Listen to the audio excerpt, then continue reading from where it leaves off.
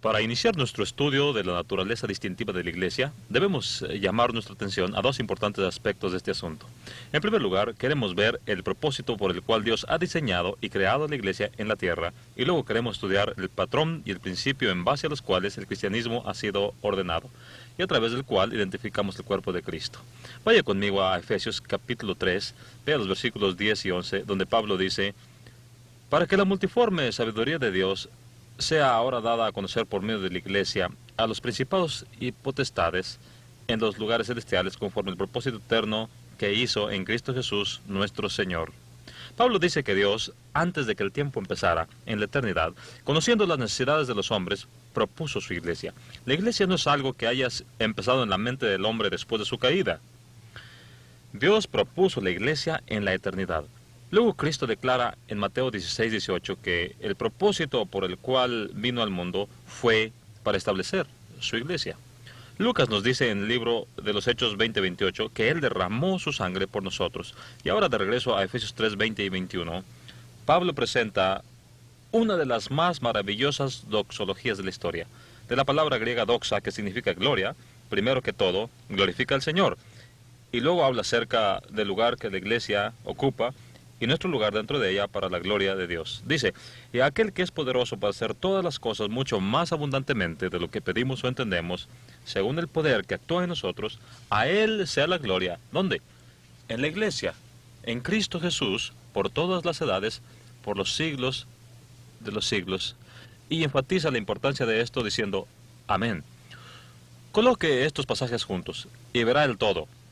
El alcance y el grandioso esquema del propósito redentor de Dios para la humanidad.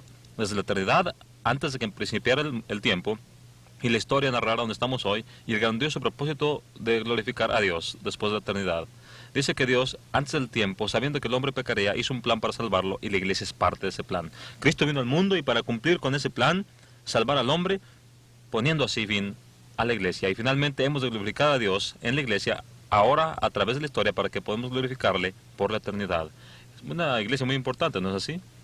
Notemos enseguida que esa iglesia puede ser identificada de manera distintiva, porque hay un principio de patrón en el cristianismo. La palabra patrón es una palabra bíblica, viene de la palabra tipos, y significa un molde en el que se vacía plomo, cada vez que se quiera lograr la misma figura. Ahora, el cristianismo está arreglado de acuerdo a un patrón, es decir, si la iglesia está ordenada de acuerdo a un patrón, y lo está, luego sabemos que la iglesia, como el cristianismo, tendrá una identidad distintiva.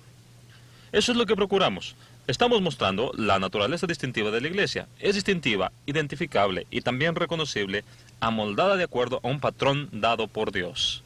Para mostrar ese patrón, veremos 3 o 4 cosas en esta lección y en la que sigue. Veremos que el cristianismo no es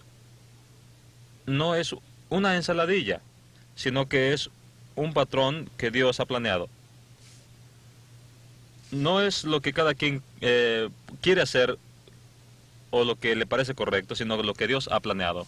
Vayamos a Efesios en el capítulo 1, versículos 9 al 11.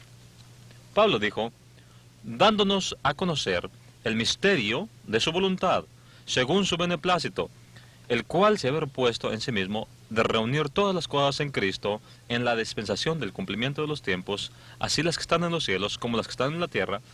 En él asimismo tuvimos herencia, habiendo sido predestinados conforme al propósito del que hace todas las cosas según el designio de su voluntad.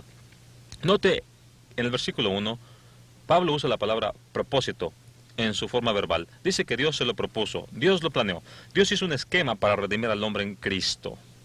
Dice en el versículo 11 que la palabra propósito, en su forma de sustantivo, es lo que Él hace por el hombre. Así que dice en el versículo 9 que se propuso, versículo 11, un propósito, de ahí que Dios se propuso un propósito, Dios hizo un plan para salvar al hombre. Y en el versículo 10 dice que planeó reunir o sumar todas las cosas en Cristo. Ahora, ¿dónde se encuentra el plan de Dios para redimir al hombre? En Cristo. La Biblia, versión polaca, da una traducción maravillosa aquí. Dice que Dios quiere unir todos los hombres a Él y en Cristo. Es lo mismo, pero ciertamente más claro. Así que Dios se propuso un propósito en Cristo y declara en el versículo 11 que Él obró todas las cosas de acuerdo al consejo de su voluntad, de acuerdo al propósito. Ahora bien, en la libre empresa tenemos este axioma. Es un lema que se usa en todo el mundo, es un axioma. Planea tu trabajo, trabaja tu plan. Todos sabemos eso. Pablo dijo lo mismo. Dijo que Dios se había propuesto salvar al hombre en Cristo. En el versículo 11 de Efesios 1 dijo que hace todas las cosas según el designio, plan de su voluntad. Ahora quiero que vea usted que la iglesia es parte de ese plan.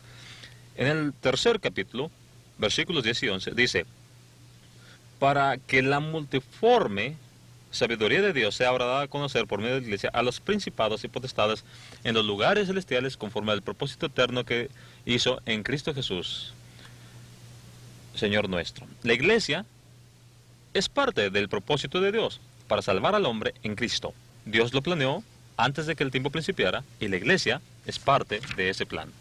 Ahora vaya conmigo al libro de 1 Corintios capítulo 2 y veamos el versículo 7.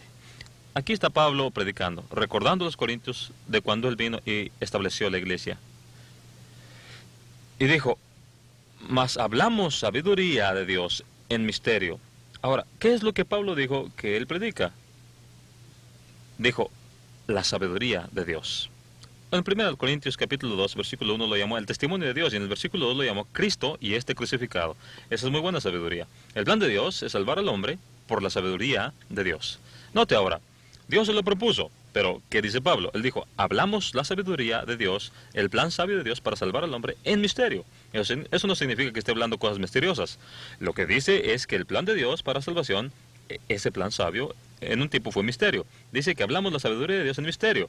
La sabiduría que estuvo escondida. ¿Dónde estaba el plan de Dios sabio para salvar al hombre? Estaba escondido. Y luego dice, la cual, es decir, la sabiduría que tiene en mente, hablamos sabiduría de Dios en misterio, la sabiduría oculta, la cual Dios predestinó antes de los siglos. Si el hombre, antes de que el tiempo empezara, sabiendo que el hombre apostataría, caería, necesitaría salvación, sabiamente planeó y se propuso en Cristo y la iglesia redimir al hombre para él. Y es ahí donde debemos dar gloria a Dios en la iglesia. Notemos de nuevo. Dice, hablamos sabiduría de Dios en misterio, la sabiduría que estuvo oculta, la cual Dios predestinó antes de los siglos para nuestra gloria. Si el hombre ha de salir de su ataúd en el cementerio para ir al hogar y estar con Dios, ha de ser de la manera en que Dios lo ha propuesto, de la manera ordenada por Dios, de acuerdo a ese plan sabio, plan divino. Ahora bien, los profetas lo predijeron, mas no lo entendieron. Era un misterio, pero Cristo lo cumplió y posteriormente Pablo dijo que el Espíritu se lo reveló. ¿Qué es lo que encontramos en el Nuevo Testamento? El plan de Dios para salvar al hombre, el propósito de Dios para el hombre, su sabiduría predestinada llevada a cabo en Cristo y en la iglesia.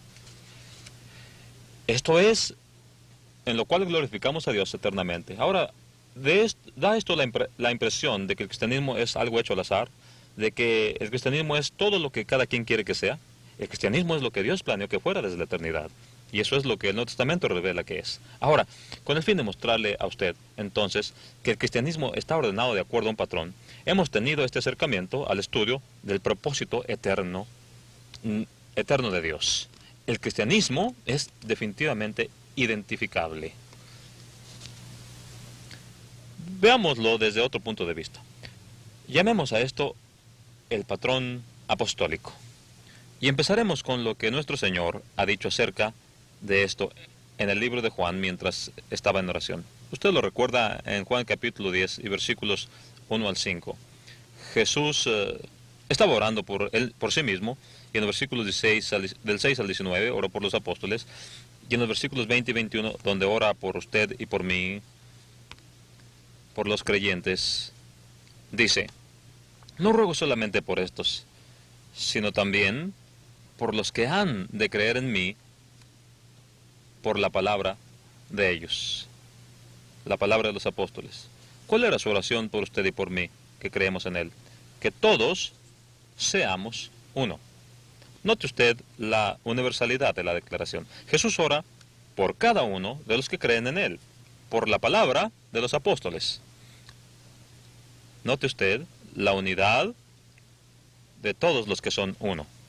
¿Cómo nos unificamos en lo que Dios ha dicho, a través de la palabra de ellos. Por lo tanto, la palabra de ellos es el patrón, en base al cual somos uno, todos nosotros. No importa lo que yo siento o creo, es un asunto de lo que Dios dice a través de su palabra, a través de los apóstoles que nos dieron el Nuevo Testamento. Así seremos unificados. Obviamente, la palabra de los apóstoles está para nuestra unidad, el patrón para el cristianismo. Ahora, el apóstol Pablo, fundó la iglesia en Corinto, la cual estaba profundamente dividida para que la aplicación de este asunto unificara el cuerpo.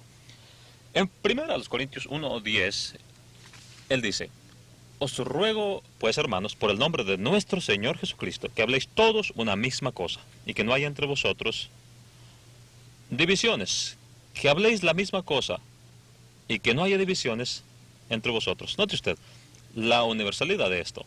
Si todos hablamos lo mismo, obviamente, no se necesita que seamos un Salomón para imaginarnos lo que sucederá. No habrá divisiones entre nosotros. Ahora, consideremos la unidad que viene con el hecho de que todos hablemos lo mismo. No significa que seamos como otros, que solo memoricemos lo que otra persona nos diga que memoricemos, sino que esencialmente diremos lo que la Biblia dice que digamos. Si somos de un mismo pensar, hablaremos lo mismo, y no habrá división en lo que comunicamos. Es por eso que digo que debemos tener la misma mente, esto es en Cristo, y hemos de tener el mismo parecer. Ahora bien, si todos somos de la misma mente, del mismo juicio, ¿no tendremos la misma mente? Y si tenemos el mismo parecer, nuestros juicios surgen de la palabra de Dios. No tendremos un solo parecer, y no resultará esto en unidad. El cristianismo está distintivamente arreglado en base a un patrón. Pero en el capítulo 4, versículo 17, el apóstol nos habla acerca del trabajo del predicador. Dijo: Por esto mismo os he enviado a Timoteo, que es mi hijo amado y fiel en el Señor, el cual os recordará mi proceder, mis caminos. He ahí el apóstol Pablo, inspirado por el Espíritu de Dios, quien dice: en Cristo, de la manera en que enseño, en todas partes, en todas las iglesias. Esto nos hace pensar que hay un patrón para el cristianismo. ¿No es así? Lo que él enseñó, todos los demás apóstoles lo enseñaron. Como mismo Pablo dijo en Gálatas capítulo 2, el que actuó en Pedro, actuó en mí. El mismo espíritu que inspiró a uno, inspiró al otro. Y el espíritu no se contradice a sí mismo. No hay duda de eso. Así que, él dice que el trabajo del predicador es recordar a la iglesia acerca de los caminos y proceder apostólicos, el cual aprendemos solo leyendo las palabras de los apóstoles en el Nuevo Testamento, lo cual él enseña en todas partes, en todas las iglesias. Versículo 17, él enfoca su atención hacia algunos problemas domésticos, y cuando termina dice en el versículo 17, así enseño en todas las iglesias. Así que hay problemas domésticos el día de hoy que son similares a los que tienen entonces. ¿Cómo debemos manejarlos? El mismo Pablo instruyó a los corintios. Luego, en el capítulo 14, versículo 23 y subsiguientes, dice: Como en todas las iglesias de los santos, vuestras mujeres callen en las congregaciones, porque no les es permitido hablar, sino que estén sujetas, como también la ley lo dice. Esto no era costumbre en Corinto, y este no es Corinto, y aquel era el primer siglo, y este es el siglo XX. No es cuestión de costumbre.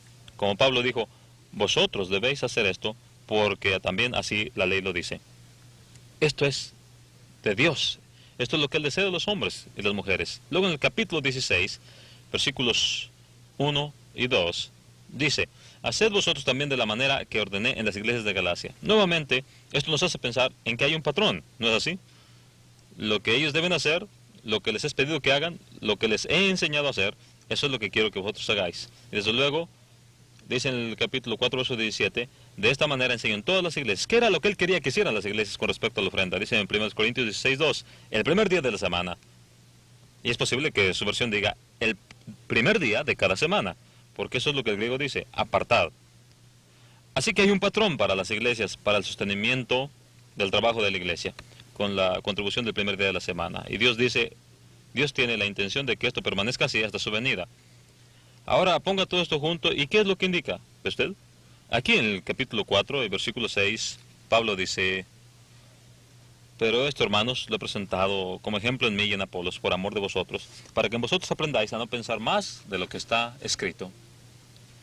Tal vez usted esté leyendo otra versión. Hay algunas versiones que dicen: no penséis de un hombre, más allá de lo que está escrito. Y este es un consejo apostólico bastante fuerte. En el capítulo 14 y versículo 37 dice, si alguien se cree profeta o espiritual, reconozca que lo que escribo son mandamientos de Dios, mandamientos del Señor.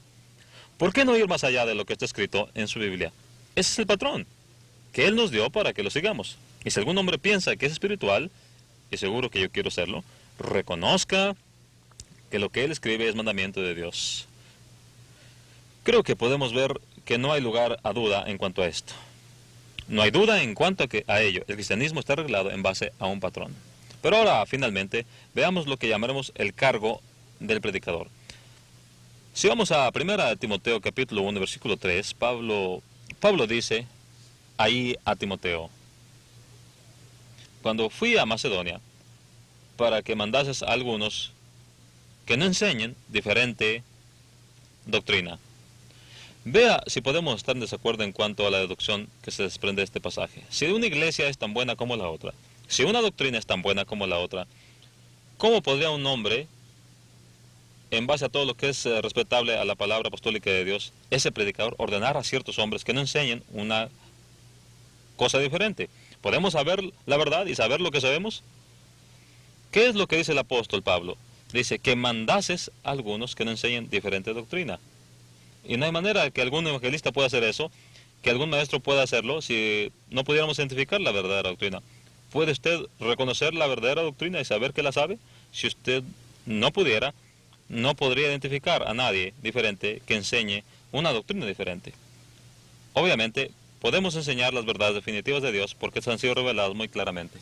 Ahora, en 2 Timoteo capítulo 1, versículo 13, queremos notar nuestra presentación final. Pablo dice, retén la forma de las sanas palabras que de mí oíste. Esto suena exactamente como el libro de Juan, capítulo 17, versículos 20 y 21, donde Jesús dijo, ruego también por los que han de creer en mí por la palabra de ellos. Aquí está, dice Pablo, sujétate al patrón de mis sanas palabras. Así que las palabras de los apóstoles forman un patrón.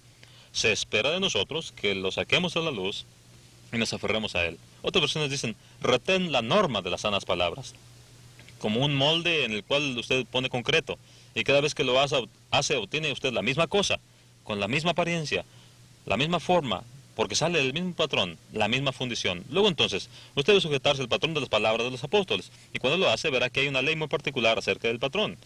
Hay cierta cosa que el hombre debe hacer para llegar a ser cristiano. Romanos 16, 17 y 18 dice, pero gracias a Dios que aunque erais esclavos del pecado, habéis obedecido de corazón aquella forma de doctrina. La versión moderna dice, aquella forma de enseñanza, siendo libertados del pecado. Cada hombre debe obedecer un patrón de enseñanza. Los romanos lo oyeron y obedecieron, y luego fueron perdonados de su pecado. No antes. ¿Puede usted identificarla? Si no puede, entonces no puede saber si usted está perdido o perdonado. Y tan pronto como un hombre es perdonado, entra a la iglesia de nuestro Señor, el Señor lo añade a la iglesia, y encontrará que hay una organización estructurada en esta iglesia. Descubrimos que Jesús es la cabeza de esa iglesia. Encontramos que hay una organización aún para todas las iglesias locales. No tenemos un obispo sobre una diócesis a su cargo. La Biblia no dice nada de eso. No encontramos a un pastor y una mesa de diáconos. La Biblia no dice nada de eso. De lo que sí habla es de una pluralidad de ancianos, supervisores, estos son los obispos. Y dice que estos han de supervisar a la iglesia local de acuerdo a la palabra de Dios. También estudiamos que hay una palabra distintiva para la iglesia. Hay una adoración distintiva en lo que Dios quiere que su iglesia tome parte. Hay una cierta disciplina en la que Dios quiere que todo su pueblo participe. Nosotros no determinamos cómo es esa disciplina, solo determinamos cuándo aplicarla. La disciplina es el patrón de Dios. Y enseguida está la hermosa vida de la que Dios quiere que cada persona participe. ¿Puede usted establecer qué diferencia hay entre un cristiano y alguien que no lo es? Oh, claro. En su conversación, su comportamiento, ciertamente usted puede distinguir. Amigos, pongan todo esto junto y ¿qué idea nos da? Eso me da a mí la impresión de que estos son los elementos que hacen a la iglesia exactamente lo que es. He aquí cada faceta del cuerpo de Cristo. Si en alguna parte del camino nos desviamos, todo lo que tenemos que hacer es regresar al patrón de las sanas palabras y reproducirlo. La iglesia es una identidad distintiva. Está ordenada en base a un patrón. ¿No nos da gusto esto?